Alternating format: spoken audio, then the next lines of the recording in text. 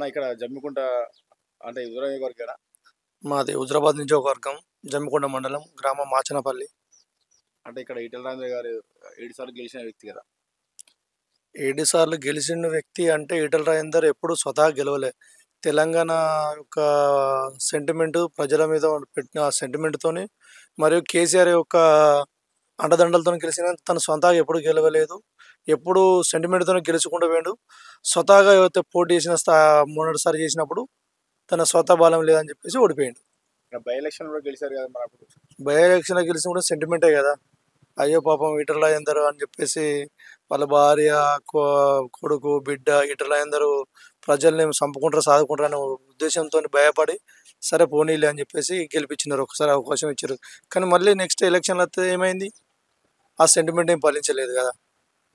ఎట్లా ఉంది అభివృద్ధి? ఈటెల రాజేందర్ గారు చేసిన అభివృద్ధి చాలా బాగుంది. ఇప్పుడు మల్కాజ్గిరి చెప్తుండు, నేను హుజురాబాద్‌లో ఇంటింటికి అభివృద్ధి చేసిన కాబట్టి నాకు ఈరోజు స్థానం వచ్చిందని చెప్పేసి అంటుండు కదా!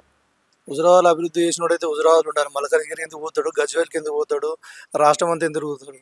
అభివృద్ధి చెంది నన్ను 7 సార్లు గెలిపించారా? నేను ఇంతగానో చేస్తేనే గెలిపించారు అంటుండు కదా! అభివృద్ధి అనేది కనబడితే ఆయన స్థిరస్థాయిగా ఆయన చివరి శ్వాస వరకు హుజరాబాద్‌లోనే ఉండాలి. ఇట్లా వేరే వేరే నియోజకవర్గాలు, పార్లమెంటు స్థానాలు పట్టుకొని ఎందుకు తిరగాలి? ఇప్పుడు బీజేపీ పార్టీలో పోయిండు కదా! అతను అంటే ఇప్పుడు ఈ హుజురాబాద్ ప్రజల కోసం పోయిండా? ఆయన ఆస్తులు కాపాడుకోవడం పోయిండా? బీజేపీ పార్టీకి పోయిండనేది ఆయన వాస్తవానికి నాస్తికుడు పాపం బీజేపీ వాళ్ళకి తెలవది. ఆయన దేవుడు, దయ్యాలు అనేది దేవుళ్ళని దయ్యాలంటాడు, దయ్యాలను దేవుళ్ళు అంటాడు. ఆయన చాలా పెద్ద నాస్తికుడు. ఏదో ఒక రోజు బీజేపీ వాళ్ళకి తెలుస్తది. కానీ ఆయన యొక్క ఆస్తులు కాపాడుకోవడానికి కోసం ఆయనకు పదవులు కావాలని చెప్పేసే బీజేపీ పోయిండు తప్ప వేరే ఏదో సేవ చేయాలి, ఏదో ఎవరికైనా న్యాయం చేయాలనే ఉద్దేశం ఆయనకి ఎక్కువ స్వార్థం ఎక్కువ. ఈ నియోజకవర్గంలో ఎవరిని కదిలించినా స్వార్థపరుడు ఎవరంటే ఈటల రాజేందరే చెప్తాడు. మీరు అట్లా చెప్తున్నారు. అతను చాలా మంది ఇప్పుడు హుజురాబాద్ ఉన్న ఎమ్మెల్యే ఈటెల రాజేందర్ గారు ఒక బీసీ బిడ్డ, హాస్టల్‌లో దొడ్డు బియ్యం తిన్న వ్యక్తిని, నాకు కష్టం తెలుసు, బాధ తెలుసు, నేను రైతు బిడ్డని అని చెప్పేసి అంటుండు కదా! మరి మీరు ఎట్లా చెప్తున్నారు? ఆయన ఒక్కడే బీసీ బిడ్డ కావచ్చు. ఆయన కాకపోతే ఆయన బయటికి రాజేందర్ రెడ్డి. ఆయన ఎప్పుడు బీసీ అనే సెంటిమెంట్‌తోని ఎప్పుడు ఎలక్షన్‌లప్పుడు వర్కౌట్ చేసుకున్నాడు. ఇప్పుడు ఉదాహరణకు తనకు ఒక కొడుకు, ఒక కూతురు. హ్మ్. ఆయనకు వాళ్ళిద్దరి వివాహం చేసే క్రమంలో కొడుకుకు రెడ్డి బిడ్డనే చేసిండు. బిడ్డకు రెడ్డి అబ్బాయిని తీసుకొచ్చేసిండు. అంటే ఈ రోజున ఒక ముదిరాజుల కనీసం ఆయన స్థాయిని అందుకునే వాళ్ళు అంటే ముదిరాజు కులంలో, బీసీ కులంలో ఎవరు ఆయన స్థాయిని అందుకునే లేరనే ఉద్దేశంతోని బీసీ కులాలు తక్కువ కులాలని కించపరిచే విధంగా ఈరోజు తన కుటుంబంలో బీసీ కులాన్ని కలుపుకోకుండా ఈ యొక్క నక్కడొక మాటలు మాట్లాడుకుంటూ చాలా తెలివిగా ప్రవర్తిస్తాడు ఆయన. అతి తెలివిమంతుడు. ఓకే. ఇప్పుడు మీ గ్రామానికి ఎట్లాంటి అభివృద్ధి చేసిండు? 2 సార్లు మంత్రిగా ఉన్నాడు కదా! ఎలాంటి అభివృద్ధి జరిగింది గ్రామానికి? మా గ్రామానికి అభివృద్ధి అని లేదు. ఈ గ్రామాన్ని కాదు గానీ ఈ మండలంలో కూడా అభివృద్ధి లేదు. ఉదాహరణకు మన జమ్మికుంటనే తీసుకుంటే ఆయన ఆర్థిక శాఖ మంత్రిగా ఉన్నప్పుడు ఒక 100, 200 కోట్లు తెస్తే ఈరోజు జమ్మికుంట సస్యశ్యామలమయ్యేది. ఒక పార్కు లేదు. ఒక ఒక అసలు ఒక ఏదనేది కూడా లేదు. ఎందుకంటే ఆయన ఆర్థిక మంత్రి ఉన్నప్పుడు తీసుకుంటే ఉదాహరణకు సిద్దిపేటలో పాపం హరీష్ రావు గారు ఎంతో డెవలప్ చేసిండు. ఆ లెక్కన తీసుకుంటే అందులో సగం చేసినా కూడా ఈ రోజున జమ్మికుంట చుట్టుపక్కల ప్రాంతం వాసులు, జమ్మికుంట పట్టణ వాసులు ఈ రోజున ఎండాకాలం అయితే ఒక పార్క్ లాగా సేద తీరే విధంగా ఎంతో మంచి గ్రీనరీ తెచ్చుకుంటే అట్లుండేది. కానీ ఏది కూడా చేయలేకపోయిండు. దానికి ఇప్పుడు ప్రజలు మొన్ననే ఎదురుదెబ్బ కొట్టిర్రు. ఆయనకు తెలిసిపోయింది.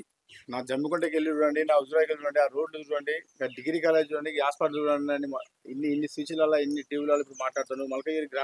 మల్కగిరి ప్రాంతంకెళ్ళి నా జమ్మికుంట చూసిరండి అని చెప్తుండు కదా! మరి అంత అభివృద్ధి చేసిన వ్యక్తి అట్లా చెప్తున్నాడు. మీరు ఎట్లా చెప్తున్నారు?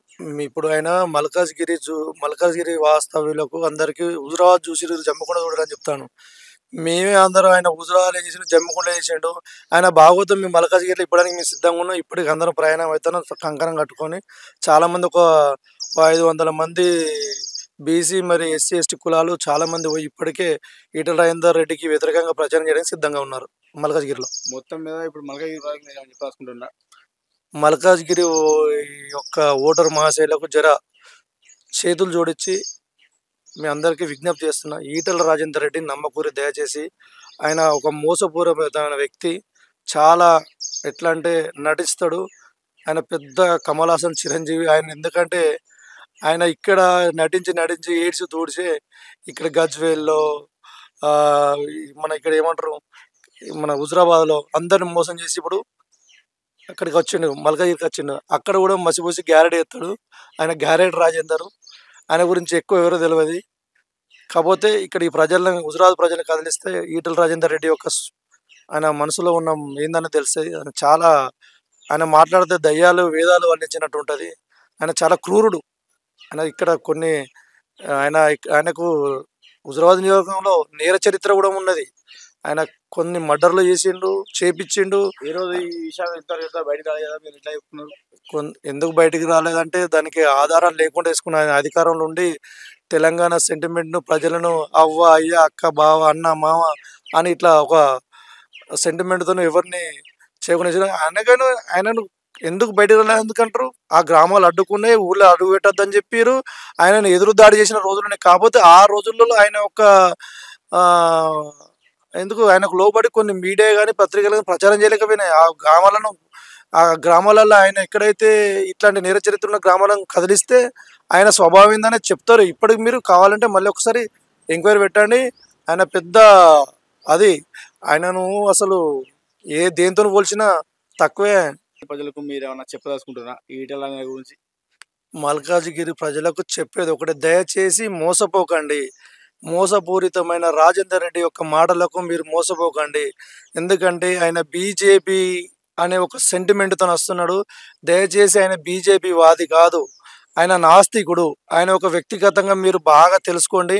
ఆయన ఎప్పుడు దేవుళ్ళను మొక్కేవాడు కాదు, దేవుళ్ళను కించపరిచే వ్యక్తి ఆయన. ఎందుకంటే ఇప్పుడు బీసీ అని ఒక సెంటిమెంట్తో వస్తున్న బీసీ కూడా ఆయన ఒక రెడ్డి సామాజిక వర్గానికి చెందిన ఒక సామాజిక వర్గాన్ని కాపాడుకునే వ్యక్తి తప్ప ఎప్పుడు బీసీలకు న్యాయం చేయాలనే వ్యక్తి కాదు. దయచేసి ఆయన యొక్క మోసపోయిన మాటలకు మల్కాజ్గిరి ప్రజలు ఎప్పుడు ఈటల రాజేందర్ రెడ్డిని నమ్మకూరి మేమే హుజురాబాద్ ప్రజలను నమ్మి మోసపోయి ఈ రోజున ఎంతో క్షోభకు గురైన, ఆ క్షోభకు మీరు గురి కావద్దని మల్కాజ్గిరి ప్రజలకు మేము విజ్ఞప్తి చేస్తున్నాం. సబ్స్క్రైబ్ చేయండి.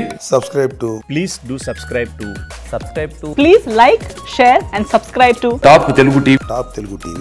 Top Telugu TV.